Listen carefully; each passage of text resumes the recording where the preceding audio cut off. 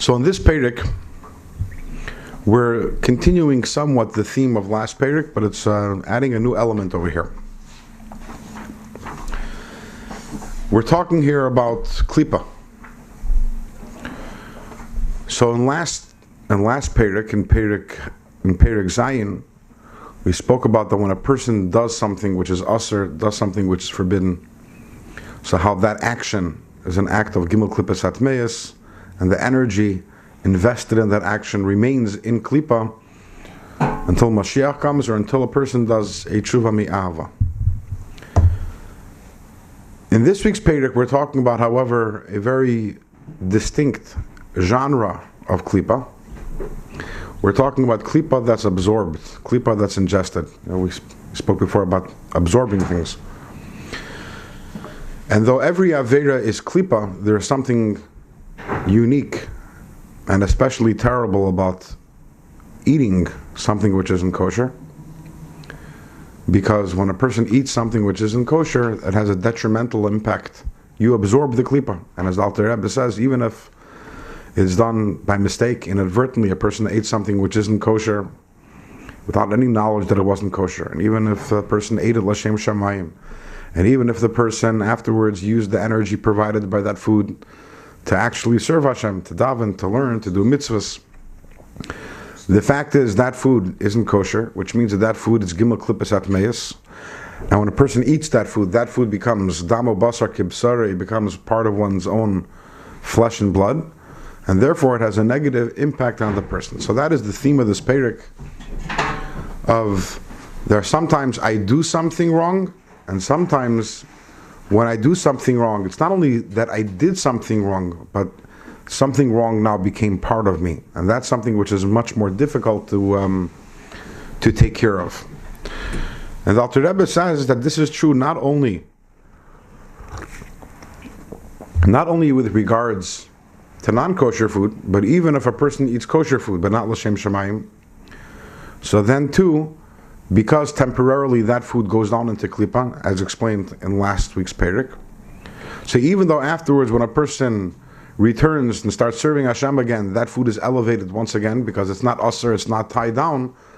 However, for a certain amount of time within your body, you had food which was klipa food because it wasn't eaten l'shem shamayim, and that leaves a residue, it leaves an impression, and that's why, as Dr. Rabbi says, the antidote for that is chibut hakever. There's after the person passes away, there's chibut hakever, which is a punishment. But we know all punishments of the Torah aren't punishments. So punishments of the Torah are all chesed, and they're all there to cleanse.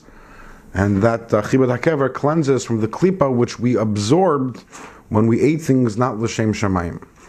Although at the end of last week's share, we did talk about how through saying words of Torah, we can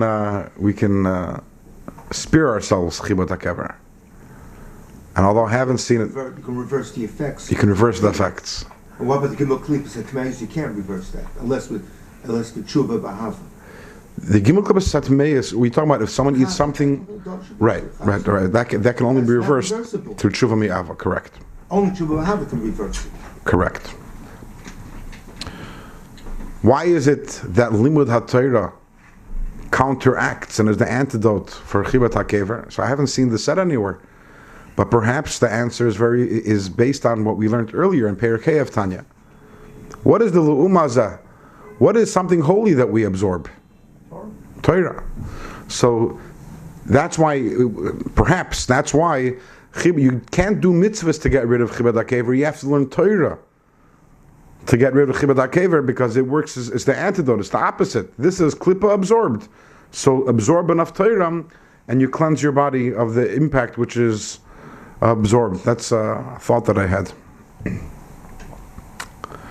And then we moved on. Yes? You have to have the kavanah that you are doing it to remove the klipa. Because if you're just learning Torah, people learn Torah for different reasons. It has to be directed in for that purpose.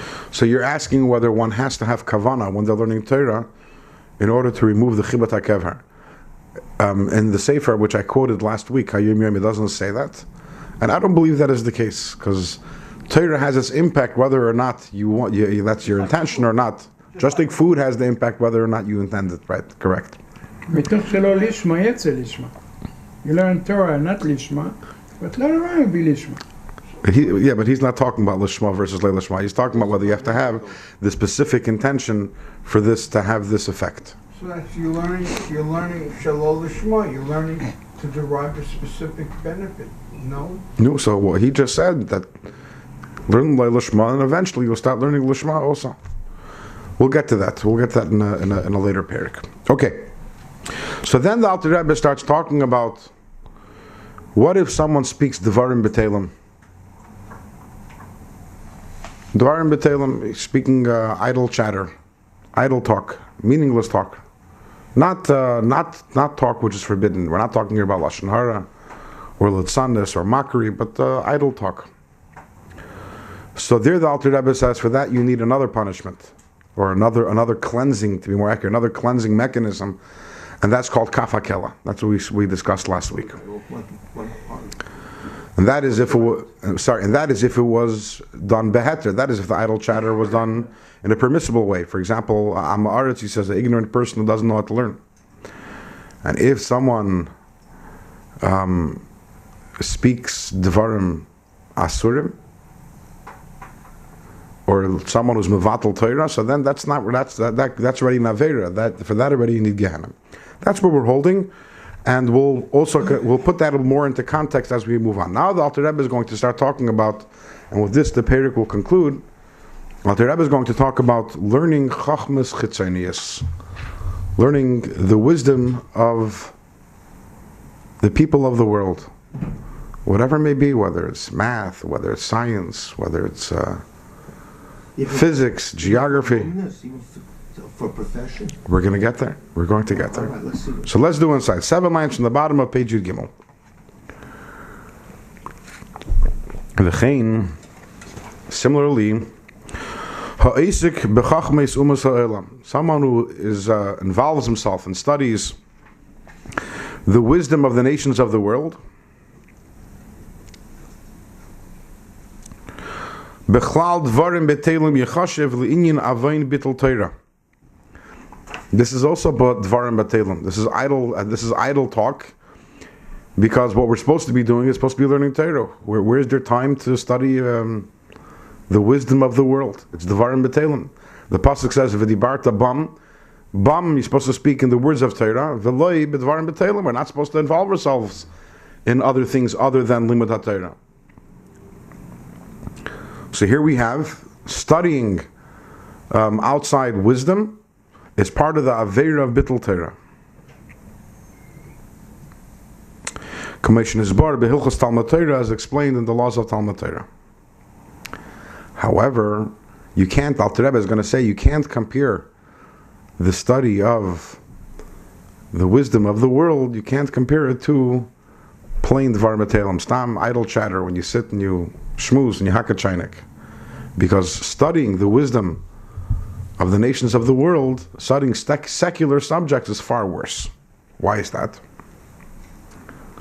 Moreover, the impurity of the wisdom, of secular wisdom, is much greater. Al-tumas devarim b'telim is much greater than the impurity which is contracted through devarim b'telim, through idle chatter. And why is that? Because idle chatter, when you stam talking, you're only defiling the midos, the emotions, which is associated with the element of wind. If you remember in the Perek Aleph of Tanya, we spoke about how dvarim b'telim come from wind. It's the wind element of the Nefesh HaBahamis. So when you're using the wind element of the Nefesh HaBahamis, so that defiles and makes impure the wind element of the Nefesh HaLikis. B'tumas klipas noiga shebedvarim b'telim, you're defiling the midas, the emotions of your Nefesh HaLikis, with the impurity of klipas noiga, which is in these dvarim b'telim, and this idle chatter, haboim yisoid haruach hara, which come from the element of wind, shebeklipa zu benafshi bahamis, the klipa of the nafsh bahamis kedul as mentioned earlier. V'lei bechinas chabad shebenafshe. But what you're not contaminating is your mind. Ma'achar shem divri shtusu burus, because these are words of foolishness and nonsense, right? Shagam hashoitim v'amiyaris, that also foolish people and ignorant people yechelum l'daber kain, can speak this way. Okay, let's talk a little in English. What's Alter Rebbe saying here? When a person speaks, wastes his time, speaks idle chatter, it doesn't contaminate the mind because the mind isn't involved. When we say the mind isn't involved, obviously the mind is somewhat involved. But I'm talking about the mind in its purest form, in its purest sense. One's intellect has not been contaminated. It's not involved. Intellect is, and we're not talking here about the mind, the thought process, but the idea, my thinking abilities, my cognitive, my chokhmah, my seichel, my intellect is not touched. When I sit and I shoot the breeze with someone, my mind remains detached. I'm not contaminating my mind. So what am I contaminating? My heart. I'm contaminating, I'm right now, I'm activating the heart, the midos, the emotions, the passions of my animal soul, and therefore it contaminates the midos of the nefesh alikis, the feelings of the nefesh alikis. My mind, however, remains uninvolved. And in the hierarchy of the human being, the mind is the king. The mind rules everything, as we're going to learn in Yet Hashem later on in chapter 12. When, however, when I am studying secular studies, I'm contaminating my mind. Inside. As opposed to when I'm studying secular studies, a person who he's contaminating the intellect of the godly soul. In the impurity of the klipas noiga, which is in this wisdom. Shenaflu shama. Now the Alter Rebbe is going to throw in some Kabbalah. Where does the wisdom of the world come from? It fell there, b'shviras hakelim, in the shattering of the vessels, bebechinas achorayim shel chachma de kedusha, and it comes from the lower part of wisdom of holiness, ki yadu al yedichein, as is known to people who know Kabbalah. I'm not going to get into what that means. Why do you call this Matamid? Isn't it chachmas alakus? The wisdom, how God created. If you're talking about physics or the sciences or chachmas, let's say rufus aguf, or you're studying about anatomy. This is all that's possible. Who designed? That's also God's chachma. So the Alter Rebbe, it's not man-made. I hear you. Yeah. You're asking why is this contamination of the mind? What's wrong with these wisdoms? Yeah. Okay. So first, before we get to answer that question. Let's just establish what the Alter Rebbe is saying over here, which is that both Devarim B'Telem and Chachmas Chetzonius, idle chatter as well as secular studies, they're both klipa. So when you engage in either one of them, you're contaminating yourself. Hold your questions. I think as we proceed, we'll probably answer most of them, and if not, we'll get to you. Okay. The question is, what are you contaminating? Are you contaminating your mind? Are you contaminating your heart? It's worse to contaminate your mind because ultimately the mind controls everything and the heart follows the mind. So therefore, with idle chatter, you're contaminating your heart and the midos of the godly soul. And with secular studies, you're contaminating the mind. So I'm sitting and I'm speaking over here and I'm saying this and I'm saying, when is someone going to ask a question over here? So Baruch Hashem, I was waiting for someone. Why is this a contamination? What's wrong with secular studies? What's wrong with learning physics? And what's wrong with learning astronomy? The Rambam. You learned a lot of his chachmas from the Yevonim too. The Rambam learned a lot of his wisdom from the Greeks. And he went to medical school. Also. And what's wrong with it? Physics and medicine. Why is not good? Right. Why is this a contamination? The Rabbi was engineer. The Rebbe was an engineer. There you go. That's the best one. Okay, yeah. What? Sorry. He went to Sorbonne. Yeah. The Rebbe, right? The Rebbe learned in Sorbonne. That if you're studying second knowledge, not in the context of your Shemayim and Vedas Hashem, that if it's independent, then it's secular. If it's connected to Hashem, then the question then it may be. But the Rebbe's not saying that. It's not. You're saying that Bira, you're adding. But in the words of the Rebbe, it's not saying that. All right. I think we need to back up a little. And what you're saying is 100% correct. And the Alter Rebbe is going to qualify what he's saying, son. Oh, okay. Let's go. I'll wait. If you notice, the Alter Rebbe says very clearly over here that when a person learns Chachmas Chetzoniya secular studies, so the words he uses, that you're being mitama your mind. Look, 4 lines from the top of page 26. Bitumas. What's the next words? I don't have where we go. 4 lines from the top of page 26. When you learn secular studies, Bitumas klipas noiga. Which is neutral. Now, can anyone argue and say that it's not klipas noiga? Let's go back to our learning. There are 3 categories in the world. There is holiness, which is Torah. Is anyone here going to argue the secular studies is holy? No. And he's not saying it's Gimel Klipas Atameis either. He's saying it's Klipas Noiga, which means it has the exact same status as Food. kosher food, or any other kosher endeavor that we are doing. Or the table, as we learned a few weeks ago. Or as this table, which is a neutral entity, right, which can be used for Kedusha. Secular studies is Klipas Noiga. I think that's something which we can all agree on. Does Klipas Noiga contaminate? We just learned in this Perek that yes. If a person, which we learned that if you eat food which is kosher, but you don't eat it l'shem shamayim, it contaminates you to the point, Alter Rebbe says, that the person has to undergo afterwards because of that, chibat hakever.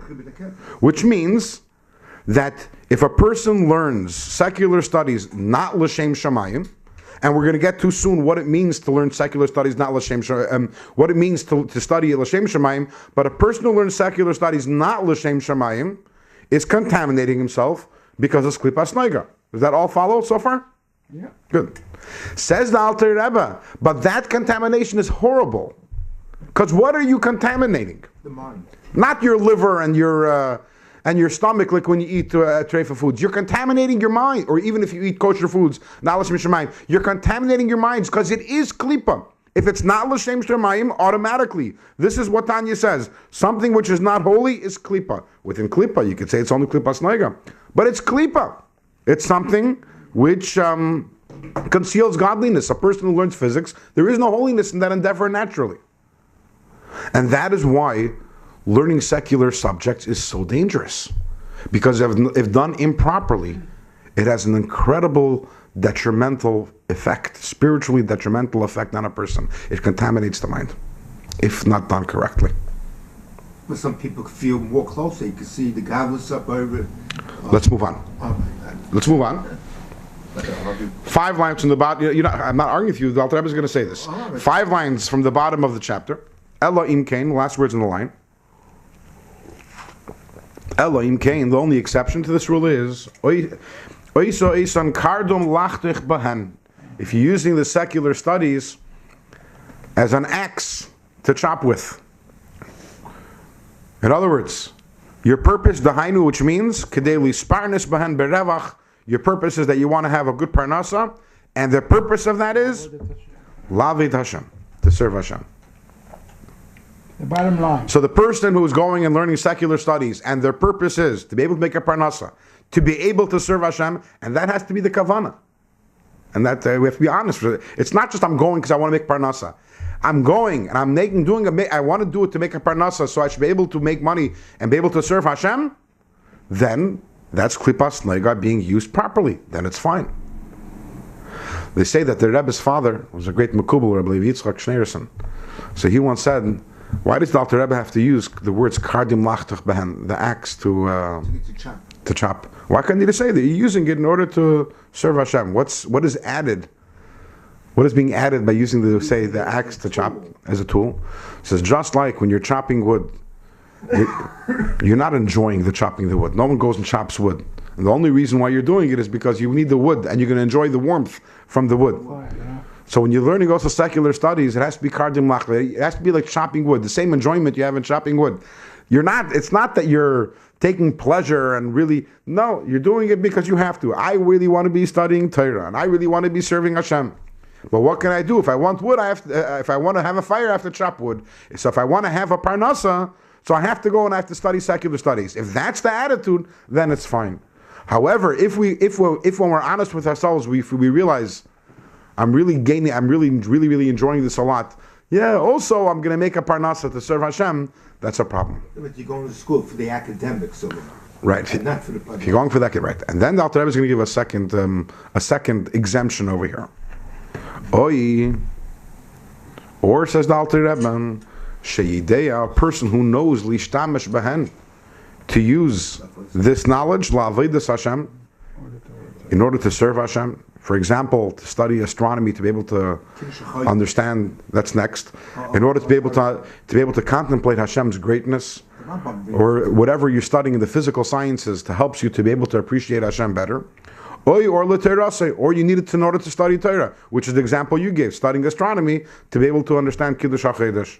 Or studying the biology of an animal to understand karbanis, or whatever other sciences that there can be, in order to be able to serve Hashem properly.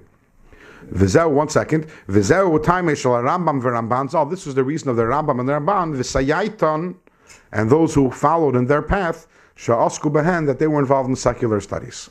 So exemption number 1 is to be able to make a parnasa to serve Hashem. Exemption number 2 is when you're actually using this knowledge to serve Hashem, whether it brings you to a greater appreciation of Hashem or for Torah. And here also we have to be careful. You notice he adds in the word oishe yoideya. He knows how to use it. It doesn't say oishe mishtamish or he uses it. And by Chassidim it's always understood, not everyone can say, I'm studying secular studies in order to be able to serve Hashem. In other words, the first one, the first one, you want to study secular studies because you want to be able to have a parnasa, that's standard fare. As long as you keep your mind on the goal, you realize, really, I want to be studying Torah, but I want to make a parnasa, so I'm going to go take a course in college, that's fine for everyone. But the second path, which is, I don't need a parnasa, but I'm just studying Torah because I'm going to use out this secular, really I could be learning. I could be learning Gemara, I could be learning Chassidus, I could be learning whatever, but I want to learn secular studies to use it out, to use this knowledge for Hashem. For that you need to be a Baal Madrega. For that you have to already be like the Rambam and the Ramban. That's something which not everyone can say, no, you learn Gemara. It's fine. Don't worry about using out your secular knowledge in order to serve Hashem. For that you need to be a Baal Madrega. And that also answers about the Rebbe, and I didn't forget about you, I'll get to you in 1 second, that the Rebbe also, obviously the reason why the Rebbe studied wasn't for Parnasa. I mean, I can't say obviously, but it would seem that it wasn't for Parnasa, but rather that the knowledge which the Rebbe gained in those years, the Rebbe used afterwards to be mekarev many thousands of Yidden to Yiddishkeit, and scientists and professors, by being able to talk to them in their field, and people who had issues about Torah versus science. There are hundreds and maybe even thousands of letters from the Rebbe on this point, and the Rebbe was able to argue the case very well, for the simple reason that He knew it. he knew it. So he was able to. And the Rebbe was very unapologetic. And the Rebbe was always, if you're a real scientist, you understand that science and Torah don't argue and whatsoever, and they don't disagree. And the Rebbe, it was based on that knowledge. And even practically speaking, in terms of the Rebbe being an engineer. So in the 50s, there was a question whether microphones on Shabbos, whether it's a problem if it's set up before Shabbos. And the Rebbe came out very strongly against it. And the Rebbe said, there are a lot of rabbis who know halacha, but they don't know electricity. There's some people who know electricity, they don't know halacha. I know both, and I'm telling you, you're not allowed to use it. It's not... And also another example of this was regarding ships on Shabbos. There was Israeli ships back seemed very good, exactly.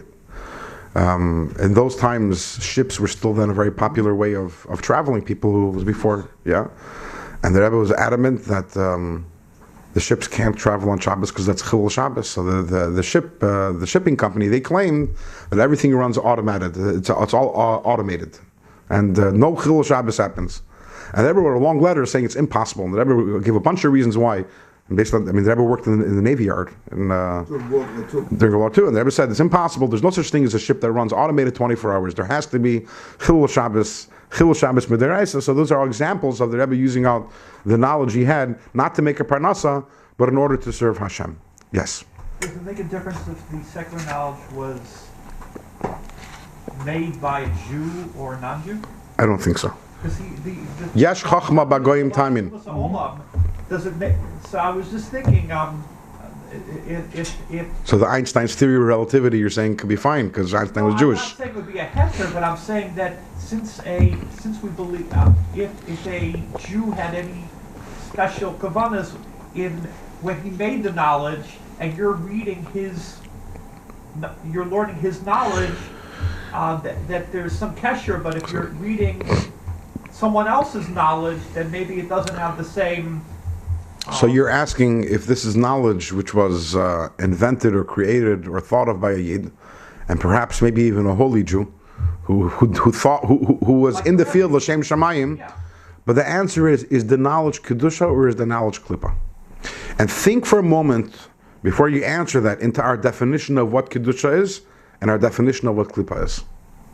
Could you say the definition of kedusha again? Kedusha is something which reveals Hashem. Which you look at it, you see bittul, you see subjugation and bittul to Hashem. Klipa is something which you don't automatically see Hashem over there. Any wisdom which is in Torah is klipa. It's like saying if a from Jew made an omelet, is it still klipas noiga? And if he made it l'shem shamayim, the omelet is still klipas noiga. So the same thing over here. So, but yeah. What about astrology? What about astrology? It's the same. Well, so the reason I'm saying that is there was this program that came out about a year ago. It was called I forgot what it was called, but anyway, I watched it it was about space. I watched it just because I wanted to watch it, but then the side effect of it was I got a much bigger appreciation for Hashem, right? And me personally, I don't see how you can go and think about space and how huge the universe is and not have that side effect, right? But at the end of the day, it's would you say that maybe something like that is kind of one of those, borderline cases, or it's still like there have to be certain sciences in which the side effect that very obviously is going to be that you're going to grow in your Avodas Hashem, even though when you went into it, you didn't have the intention. That's an interesting question. In terms of, you're saying that if a person went and studied science and the effect was a greater appreciation for Hashem, does that redeem it retroactively, even if that wasn't the kavanah? And I could say the same thing really maybe about food. Because in food, when a person eats kosher food, there's the intention when you're eating it. And then there is, if I used out the energy that I got from that food in order to serve Hashem. And if I remember correctly, seeing that when it comes to food, either one redeems the food. If I have that intention when I'm eating it, so even if afterwards I fell asleep. But if my intention when I ate it was that l'shem shamayim, so already it's kedusha. Or even if I didn't have that intention, but if I actually used it, it also redeems it. So can we apply that here? Perhaps. But what we have to understand over here, besides for the Alter Rebbe is very clear here when it's allowed and when it's not allowed, and this is really a halacha issue, because studying secular studies or watching a documentary about astrology is bittul Torah. It's a separate event. Is it allowed? No. So this is a halacha. You were talking about this metamed demayach. Right. It's a different. So I'm saying. So first of all, we're talking about a halachic issue. When is it allowed? When is it not allowed? The Alter Rebbe is being very clear. When are you allowed to learn? When isn't it considered dvarim b'telim? When is it not considered to be bittul Torah? There are two conditions. In other words, you don't have to have both. One of the conditions have to be met. Either it has to be for the sake of parnasa to serve Hashem, and really that has to be the case. Or, says the Alter Rebbe, it has to be in order to serve Hashem. And again, the wording that the Alter Rebbe uses over here makes it sound like, the fact that the Alter Rebbe mentions the Rambam and the Ramban, why does he have to mention? He could say if you're using it to serve Hashem, why does he have to mention the Rambam and the Ramban? There seems to be the implication that you have to be somewhat of a Baal Madrega in order to be able to in order to be able to avail oneself of the second, I wouldn't call it a loophole, because it's not a loophole. If a person can do that, the Rambam and the Ramban weren't into loopholes, but that second exemption, or that second, so that's the halachic issue. But larger than that is what you're saying. What the Alter Rebbe is really telling us over here is how careful we have to be to avoid secular studies if neither of these conditions are met, because the contamination is great. So studying for its own sake. Studying it for its own sake, you're contaminating your mind with klipa. It's not, food, you're contaminating your body. And obviously it has an impact, physical food. And with dvarim b'telim, when you speak words of, so you're contaminating your heart, your feelings. Your emotions. And secular studies is the most dangerous of all. And it can't be argued. We see there are people who go and they study secular studies, and it has a negative impact on them in terms of their Yiddishkeit and their Frumkeit. It has a contaminating effect. So it's something we have to be very, very careful of. And this really concludes this parak, and I'll get to you in a second. Excuse me. This really concludes this chapter because now we see that there's a theme that runs through this entire parak. Even though it seems to be a bunch of different things in this parak, the theme of this parak is absorbed klippa. Klippa that's ingested and that becomes part of you.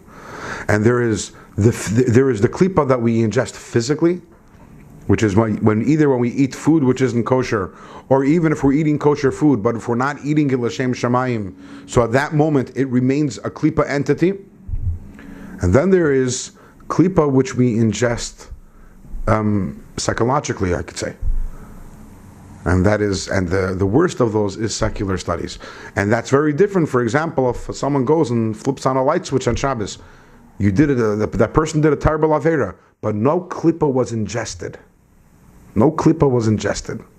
It didn't have that impact on me as a human being. The person, It's not an avera. the person who goes and wears a shot in his suit, it's an avera. But klippa wasn't ingested. And that's really what this parak is about. Parshas is about the special danger, which is ingesting klippa. And the examples he gives are food, and to a certain extent, but not so much, devarim b'telim. For some reason, that also, when you speak devarim b'telim, you're absorbing that the foolishness that you're talking about, and most importantly, secular studies.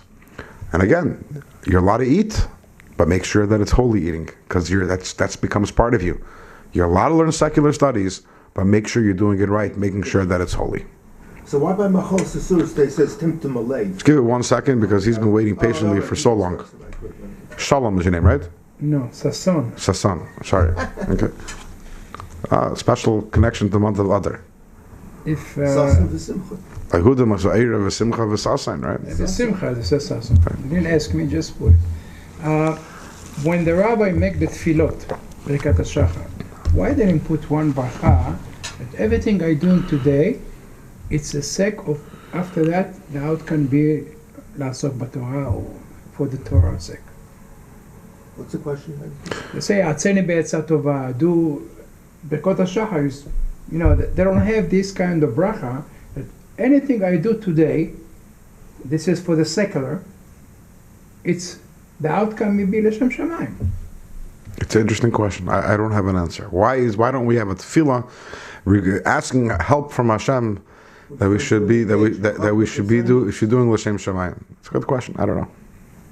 Yeah. So what were you asking? Machal, it seems to you were saying that Machal Sasuris affects your physical goof somehow, but the term they use is Timtum Alei. Because the physical and the spiritual, the neshama is in the guf, and the neshama impacts the guf, and the guf impacts the neshama.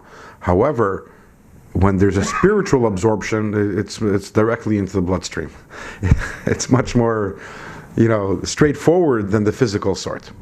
Well, we spoke last week about how I couldn't learn accidentally. right. So definitely, the physical absorption of klippa has a spiritual impact, but like it's like we're saying, when you're absorbing something which is spiritual, it's even more potent than that. More destructive. More destructive. Okay, so we finished Parshas. Any other questions on this topic before we move on? We know when baby, I don't know the story that the mother brought the baby to Bet Medrash, even as a baby, but his neshama absorbed everything. One of the rabbi, and he grew up, and she said because you took him every morning to the Bet Medrash, even when he was a baby, but he absorbed everything. Right. This is in the Pirkei Avos. It's one of the 5 students of Rabbi Yechim ben Zakkai. One of the Mefarshim says about it that way. Ashri Yoladitoi. Maybe it should be Shua ben Chananya, I'm not sure. But one of the 5 students of Rabbi Yechim ben Zakkai that had the story, correct. His mother would bring him in a cradle to the shul. Okay, Perik Tess, moving on.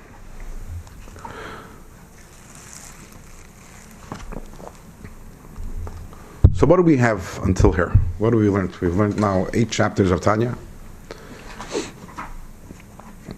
And what we've accomplished to this point is we really have a deep understanding of the Nefesh Elokis and the Nefesh Bahamis. We know what they are, how they express themselves, and what their goals are. And we went through each one. First we started off with the Nefesh Elokis. The Nefesh Elokis is a chilek elokam mimal, it's godliness. It's composed of seichel and midas. It's composed of intellect and emotions. And it has 3 garments, which are thought, speech, and action, machshava, dibar, ma'isa. And what is its goal is to connect to Hashem through using these 3 garments, through learning Torah and doing mitzvahs. And then we went into the opposite, the Nefesh Bahamis. And the Nefesh Bahamis is almost a mirror image of the Nefesh Elokis. Its essence is klipa, as opposed to the essence of the Nefesh Elokis, which is godliness. It also has seichel and midas, intellect and emotions. I'm good. And it also expresses itself through machshava, dibur, ma'isa, thought, speech, and action. And the purpose of its thought, speech, and action is to detach a person from Hashem. The exact opposite. The goal of the Nefesh Elokis is to use its thought, speech, and action to connect to Hashem, because those are the tools to which. How do we connect to Hashem? Through mitzvahs, and all mitzvahs require thought, speech, and action. Nefesh Bahamis is the exact opposite. It uses its machshava dibar ma'isa, and its purpose is to detach from Hashem. And its goal is, whether it's klipa, or whether it's gimel klipas hatameus, or klipa, and all the different forms of detachments which we've learned about in the last 2 chapters. Now, though they are both parallel to each other, that's what we have so far. Pretty much they're parallel to each other. But now the Alter Rebbe in Perik Tes is going to say, though they're parallel to each other, but they each have their own unique and distinct home base within the human body. And that's what we're going to learn right now. Perik Tes. Perik Tes, inside, page 26. V'hinei Mokoi Mishkan Nefesh Bahamis. The home base, the place where it's the base of operations of the Nefesh Bahamis, Shemeklipas Noiga, the Nefesh Bahamis, which is constituted of Klipas Noiga, B'chol Ish Yisrael, within every single Jewish person. Where is its place? Hu Balev, is in the heart. That's its home base. B'chol Smali, and within the heart itself, within the left ventricle of the heart, Shehu Mali Dam, which is full of blood. Any doctors in the house here? Anyone knows that's probably the stronger part of the heart. It squeezes blood stronger than the right side. So the heart has 2. Four chambers. I'm not a doctor, but I'll tell you what I read, and I hope I don't sound too ignorant in describing this. So the heart has 2 ventricles. There's the right ventricle and there's the left ventricle. The blood is pumped from the entire body to the right ventricle of the heart, and from there it's pumped into the lungs where it's oxygenated. Oh, that's pulmonary thing. What? Yeah, you ordered. It goes first to the pulmonary, then it goes back to the Yeah, you ordered, yeah. Okay, and from the lungs pulmonary. it goes to the left ventricle, and the left ventricle takes the fresh oxygenated blood and it pumps it to the entire body. So the blood in the right part is more listless, dead, deoxygenated blood. It's not, and it's just a collection place, and the place from where blood flows to the entire body, that's the left ventricle of the heart. That's where the real blood is, and that is where the Nefesh Bahamis is based. Ksiv, as it says in the pasuk, Hadamu HaNefesh, the Nefesh, the spirit, is in the blood, and this is talking about the Nefesh Bahamis. Blood is warm, and it's passionate, hot-blooded person. That's the Nefesh Bahamis. So the home base of the Nefesh Bahamis is the heart. V'lachin, and therefore, kol hatayvis. All a person's desires. V'spirus, and boasting, the kas, anger, the demea, and all these, and the like, hein balev, they all originate in the heart, in the emotions. Umi halev, and from the heart, together with the blood, came espashtos b'chol haguf, they spread throughout the entire body. V'gam oila l'mayach, and also from there, it goes up to the brain, shebereish, in the head, lachashiv v'lahara b'hem, to think about that which these different feelings that we have, ulis chakim b'hem, and to come up with chachmas. In other words, as we already discussed earlier in chapter 6, that by the nefesh bahamis, the mind is in the service of the heart. The home base is the heart. The fact that the nefesh bahamis has a mind, and the fact that it's smart, it's not. It's smarts which is in the service of the heart. And by the nefesh bahamis, nothing starts in the head. It all starts in the heart. It all starts with the feeling, with the ego, with the me. So the nefesh bahamis can be smart. By the way, that's the difference between a smart person and a wise person. A person can be very smart, but do very, very stupid things.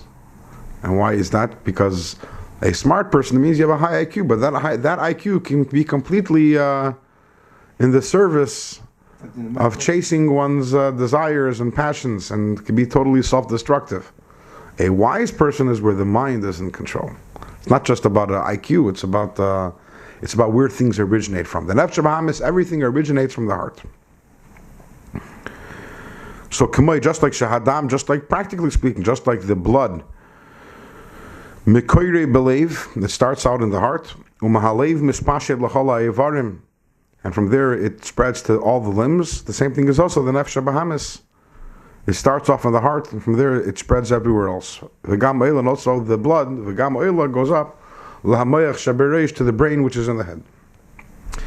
However, Maki Mishkan Nefesh Elikis, the home base of the godly soul, who b'moichin shabereish, is in the head.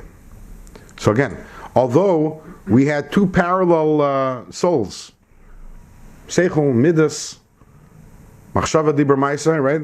On one side, and on the other side, Seichel, Midas, Machshava Dibur Maisa, intellect, emotion, thought, deed and action. We have two seemingly parallel figures over here, but they're based in different places. They both have Seichel, they both have Midas. But one of them, the Nefesh Elikis, is primarily Seichel, and the Nefesh Bahamis is primarily Midas, primarily in the mind, and from there, the Nefesh Elikis starts in the mind and goes everywhere from there. Nefesh Bahamis starts in the heart, goes everywhere from there. Inside.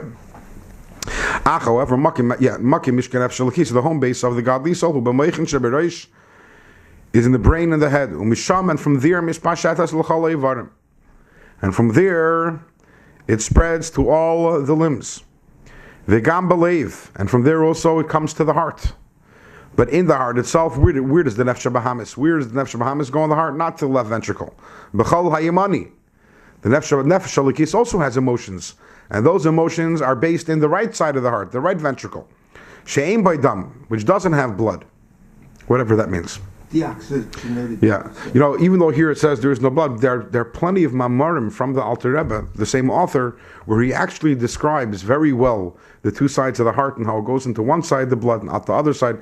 So it's obvious that when he says over here there is no blood, he doesn't mean that literally, because there are plenty of other of his writings or saying of his Torahs where he explains the Alter Rebbe was a big scientist, also besides for everything else, and a big astronomer. And so whatever the meaning of it doesn't have blood, it means it's not the fresh blood, or it's the Gemara says also that every person has a revius of blood. A revius is not too much. A revius is around 3 ounces of blood, which is the core blood in the heart, and that's in the left side. So maybe that's what Alter Rebbe is talking about also. As it says, Leiv Chacham liyaminoi, the heart of the wise one is to the right side. Who is the wise one? The Nefesh Elikis. So the heart of the Nefesh Elikis is on the right side. That's where the Nefesh Elikis is. Vehi. What are the emotions of the Nefesh Elikis? In other words, what happens in the right side of the heart? Those are the emotions of the Nefesh Elikis. Avas Hashem, love for Hashem, kirishpe shal heves, mislaheves, like a fiery flame, mislaheves belev, which is burning in the heart of maskilim, of those who understand. Hamivinim, who understand, umusboinim, and contemplate bedaitam in their minds, asher b'moicham, in the brain. Bedvarim ha'ma'orim misa'ava, in those things which awaken the love for Hashem. So again, we notice over here, the emotions of the Nefesh Elokis are all guided by the mind, because everything, the Nefesh Elokis, everything starts by the mind. And that one is not oxygenated. And what would that represent? The Nefesh Elokis, it's midos. The emotions of the Nefesh Elokis are more under control. And They're not as strong. I'm not sure how They're more they're more in a box. between the physical heart, the two sides, and the intellectual brain. You said before the Nefesh Bahamas has the passion, and we're saying that the Nefesh Elokis is on the right side of the heart, and I'm not sure how that expresses itself as an image. That it doesn't have oxygen, maybe it's just not hitting me, that image. Okay. You're not really asking a question, so it's difficult to answer. I'm just trying to step shot. I mean, I'm just not understanding what the Baal Tanya is expressing in terms of the main thing we have to there are details that maybe all right. But the main thing we have to understand is the Nefesh Elokis, everything starts in the mind. Even the midos, even the emotions of Nefesh Elokis are controlled. They're never let loose completely. Actually, we're going to learn later in 2 chapters or so, or next chapter actually, that a great tzaddik is someone who transforms the Nefesh Bahamas. And the advantage of that is that then he can use the passion of the Nefesh Bahamas for Kedusha. And the midas of the Nefesh Bahamas are much stronger than the midas of the Nefesh Elokis, as we all know. The love and desire and passion that we have for Tetzaveh is much stronger. And the reason why is because the Nefesh Elokis is in the mind. And therefore the mind is by nature is more colder, it's more in a box. And therefore the midas that come from it also, they're not of the same quality. Yeah, they're not of the same quality. However, there are midas, and that's what we're talking about. The midas is love for Hashem, or v'chein, in honor of the month of Adar. Simchas levav, the joy of the heart. B'tiferas Hashem, in the beauty of Hashem, in the splendor of Hashem, v'hadar go'inoi, and the greatness of His strength. Kasher einei hachacham asher b'roishoi, when the eyes of the wise person, the eyes in the head, we're talking about the moyach chachmasai, the eyes of the eyes of the mind, the eye of the mind. Will be not saying mistaklim. They look biikara de malka, at the glory of the king. In other words, when we think about the glory of the king, v'tiferes kedusha, and the greatness of the beauty of His greatness, adin cheker, which is without any end. Ve'ein soif v'tachlis k'mavur b'makamach, is explained elsewhere. Ve'chein shar midos kedusha shebalev, and same thing is also all other the holy midos in the heart. Hein mechabat shebemoichin, they are all the midos, holy midos. They start off from Chabad, from the intellect and the mind. So you have this basic, and this can be very important, this idea. It sounds maybe like a side point. Where is this based and where is that based? But later on in Tanya, we're going to talk about the idea of moyach shalt al alev, how human nature is that Hashem created, that the mind controls the heart, or the mind has the ability to control the heart if it wishes to. And therefore, although he's not saying it over here clearly, but what we have just learned is that the Nefesh Elokis has an advantage. How? It's in the mind. But you said that's a much weaker source. Is it weaker? You just said that before, didn't you? No, I said the midos. I said the midos of the Nefesh Elokis, the passions of the Nefesh Elokis, are weaker. But what's stronger, the mind or the heart? If it's weaker and it comes from the mind, then there must be that the mind's a little bit weaker. Midos that come from the mind are weaker than midos which are natural midos. But what I'm not asking about to compare the midos of the nefesh elokis to midos of the nefesh bahamis. I'm saying compare the nefesh, the mind to the heart, which is stronger. The mind would be stronger. Has intellect. Why are you here? What? Why are you here? Because your mind or because of your heart?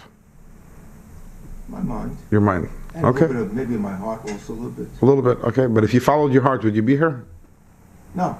Good. I think So you're the fact that you're here tells me the mind is stronger than the heart. Well, logically. well, okay, but again, this is we're going to be talking about this later on, in chapter 12. But the positioning of the nefesh elokis, nefesh bahamis, which Dr. Rebbe over here is mentioning a little in passing, is significant in terms of later in being instructive to us in how to win the battle of the nefesh elokis over the nefesh bahamis. Yes. The mind is stronger than the heart because with the person's mind, you can actually control the physical function of the heart. Make the heart beat faster, beat slower, beat stronger, raise the blood pressure. It's a known fact. Okay, it's a known fact. I didn't know that, but but the heart represents something. The heart represents my passions and my desires. And the human being is the definition of human being is a person who's capable of taming those desires and passions using the mind. So obviously, that's the primary difference between a human being and an animal. Human being, animal, nefesh elokis, nefesh bahamis.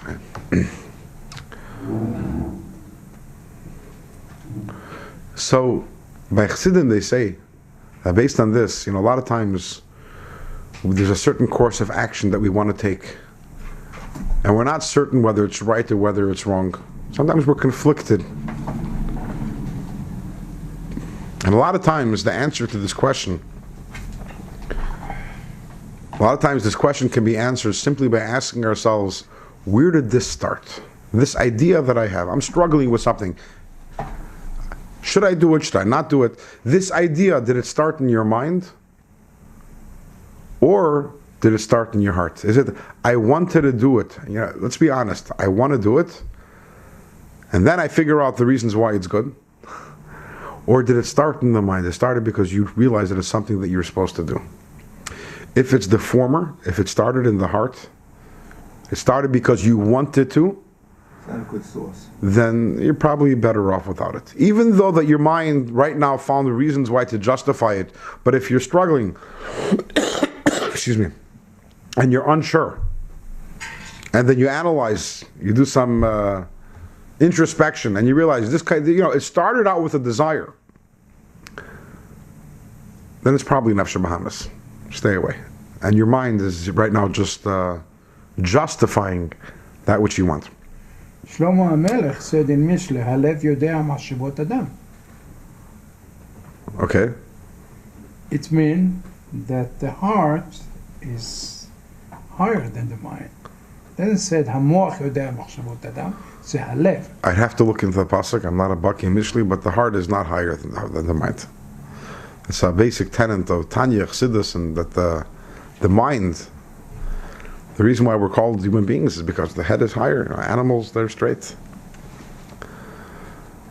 Well, the heart tends to be the Yetzer Hara. The Yetzer Hara knows your thoughts as well. The Yetzer Hara can get into your thoughts. So a lot of times we get excited, we get passionate about something, and we want to do it. And then we find the reasons why to do it. And sometimes we step back and we say, really, is this really the right thing? I know that in my mind, right now I'm thinking it's a good thing, but is it a good thing? At the very least, it's a reason why to talk it over with someone who's an impartial, objective person to get a second opinion on whether this is nefesh elokis or nefesh bahamis based.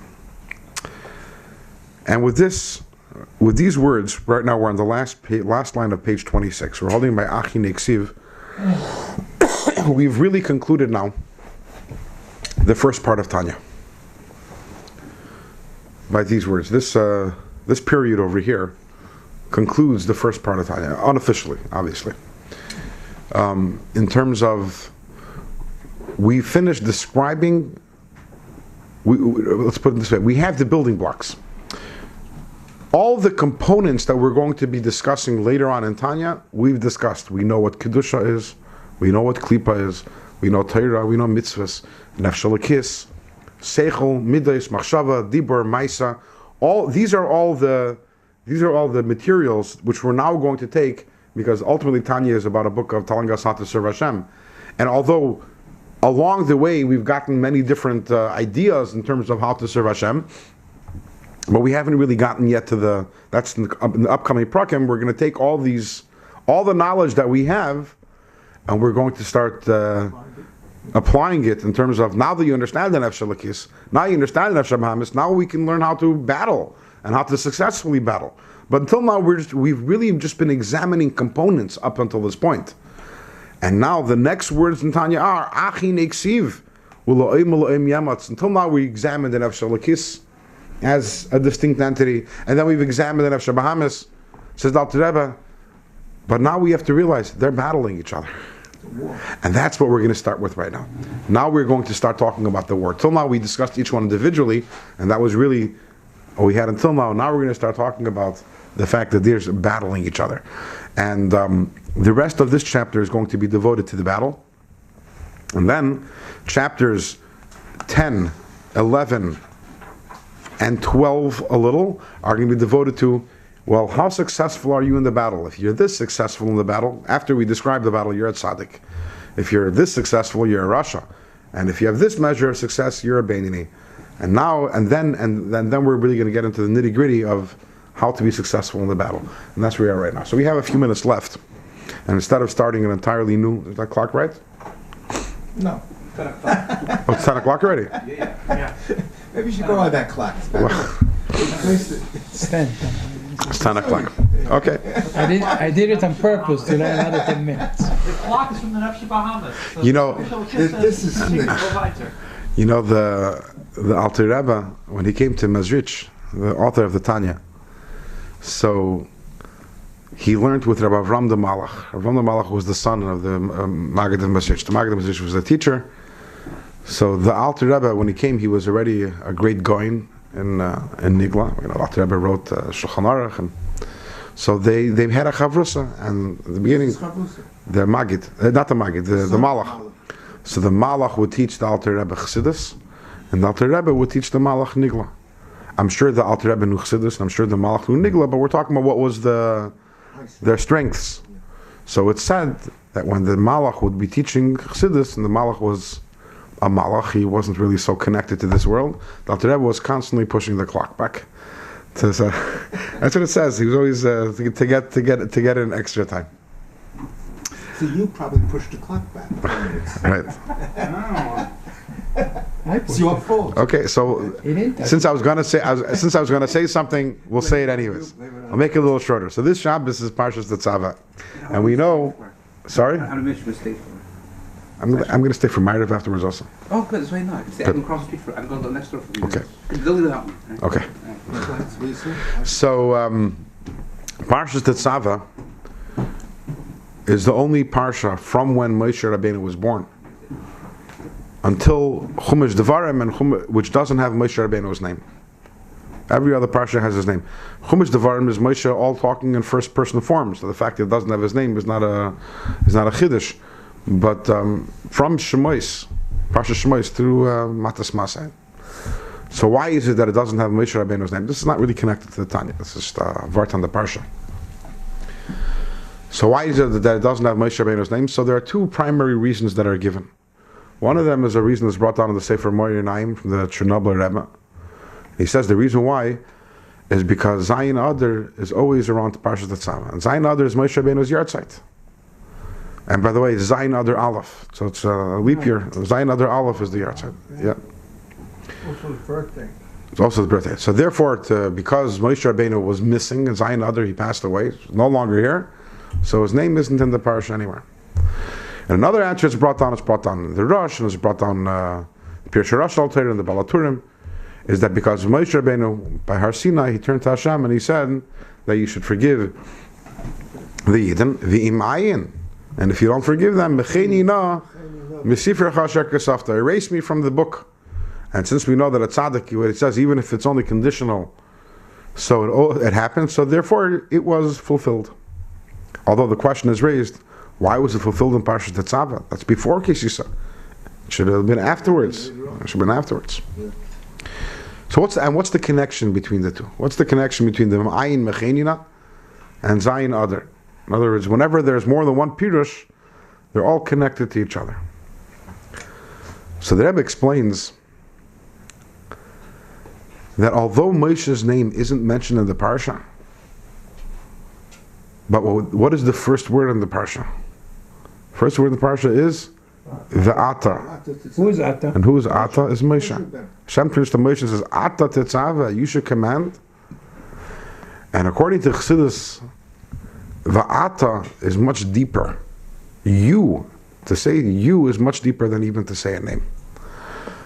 Because a name, a person is not born with a name. A name is given afterwards. A name is something, if a person is living on a desert island, they don't need to have a name. A name is only something, it's like a handle. Someone else is able to. You refers to the essence of a person. The indescribable you. There is no you that's not describing anything about you. Because there's me and there's a lot of things about me. One of the things about me is that I have a name. Va'ata is the very essence of Moshe Rabbeinu. When was the very essence of Moshe Rabbeinu revealed? When Moshe Rabbeinu, who was Meiser Nefesh for Torah, to the point that the Gemara says that Torah is called Torah's Moshe. It's Moshe, Zichru Torah's Moshe Avdi.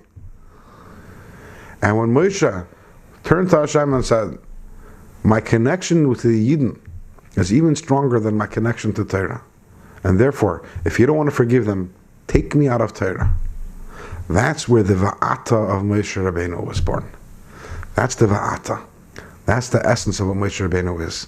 The essence of a Nasi B'Yisrael, the essence of a Moshe Rabbeinu, the essence of a Rebbe, is someone who is connected to the core, to every single Yid. And that is the most important, essential component of Moshe Rabbeinu, is his connection to every single one, every single person in his nation. So why is it in this parsha? Should be in the next parsha. So it's by Zayin Adar. Why is it by Zayin Adar? What's the connection? Because Zayin Adar is Moshe Rabbeinu's birthday. When does the essence of a person become revealed? On his birthday. When a person is born, everything about the person changes in the years that follow. A person becomes smarter. Sometimes he becomes less smart, becomes taller, gains some weight, gains this attribute, that attribute. The one thing that doesn't change about a person from day one until year 120 is the very essential identity of the person. The essential identity of a person is born on the day of the birthday. Zayin Adar is when the essence of Moshe was revealed here in this world. Connected to the Ayin Mechenina. That's why he gave up his had Mesiras Nefesh for the Yidden, and that's why we have the Va'ata. And this is also very much connected to Purim, because the whole Yom Tov of Purim came about because of Zayin Adar, as the Mishnah, as the Gemara says. That was Haman's mistake, because he didn't realize that Moshe Rabbeinu was born. He didn't realize the essence of Moshe Rabbeinu, and the essence of Moshe Rabbeinu was also brought about the Purim miracle, which is a whole shiur for itself, maybe another time. Shabbos, everyone. Have a good Shabbos.